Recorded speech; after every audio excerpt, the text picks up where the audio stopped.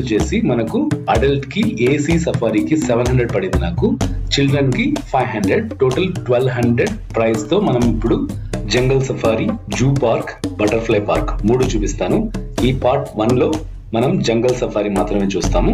Second part లో zoo plus butterfly park cover చేస్తాను. వీడియోని పూర్తి వరకు చూడండి ప్లీజ్. ఎంట్రన్స్ నుంచి లోపలికి వస్తే లెఫ్ట్ సైడ్ లో మనకు సఫారీ ఏరియా, ఇక్కడ non AC plus AC safari sitting area ఉంటుంది. ఇక్కడ వెయిట్ చేయాలి, ఈ రోజు రష్ ఎక్కువ ఉంది కాబట్టి మినిమం 30 to 40 minutes వెయిట్ చేయాల్సి వస్తుంది. ఏసీ సఫారీకి వచ్చేసి 3 కంపార్ట్మెంట్స్ ఉన్నాయి. 3 కంపార్ట్మెంట్స్ లో షిఫ్ట్ అవ్వకుండా థర్డ్ కంపార్ట్మెంట్ లో మనకు టికెట్ చించి పంపిస్తారు. Let's go and enjoy jungle safari. Ticket చించి బస్ ఎక్కమన్నారు. I love bus. ఈ సమ్మర్ టైమ్ లో నాన్ ఏసీ కన్నా ఏసీ పోవడమే బస్సు. నాన్ ఏసీ బస్సులు ఎలా ఉంటాయి, గ్రిల్స్ చూస్తే I don't prefer non AC. Animals చూడడానికి కూడా సరి